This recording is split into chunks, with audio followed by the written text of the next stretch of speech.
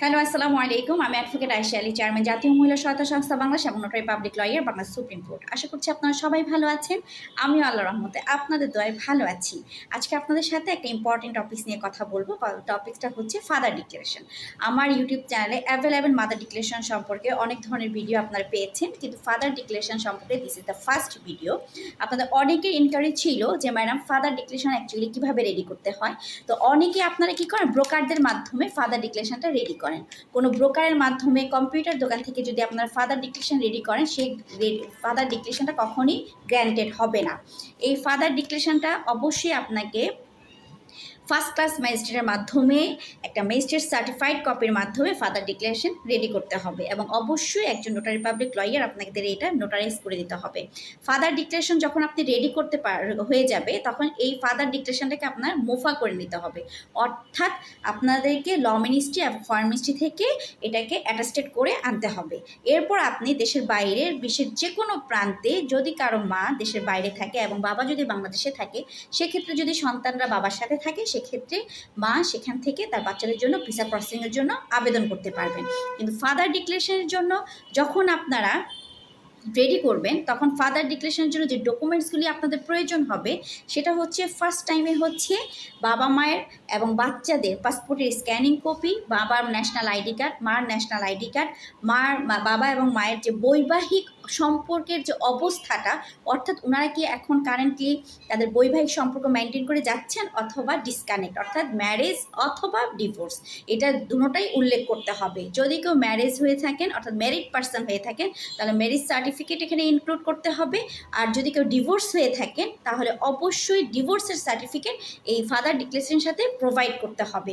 Father declaration যখন আপনারা ready করবেন, তখন অবশ্যই বাচ্চাদের জন্ম নিবন্ধন লাগবে, আপনাদের ন্যাশনাল আইডি কার্ড লাগবে, প্রত্যেকের পাসপোর্ট সাইজের ছবি লাগবে এবং প্রত্যেকের পাসপোর্টের স্ক্যানিং কপি প্রোভাইড করতে হবে। তারপরে একজন ইমিগ্রেশন লয়ারের মাধ্যমে এবং নোটারি পাবলিক লয়ারের মাধ্যমে ফাদার ডিক্লারেশন রেডি করে ম্যাজিস্ট্রেটের কাছে জমা দিলে, যখন ম্যাজিস্ট্রেট এটাকে সার্টিফাইড করবে, তখনই আপনার এই ফাদার ডিক্লারেশনটা সম্পূর্ণরূপে রেডি হবে।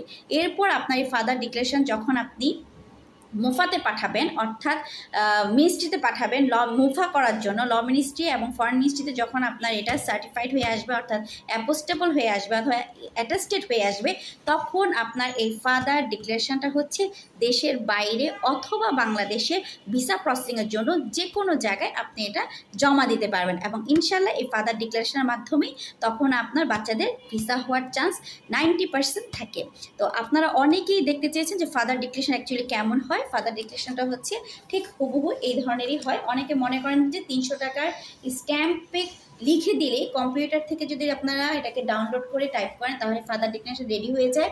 ফাদার ডিক্লারেশন এভাবে রেডি হবে না। অবশ্যই একজন লয়ারের মাধ্যমে ফাদার ডিক্লারেশন রেডি করে সমস্ত ডকুমেন্টস সহ ম্যাজিস্ট্রেটের কাছে জমা দেওয়ার পরে ম্যাজিস্ট্রেট এটাকে যাচাই বাছাই করবে।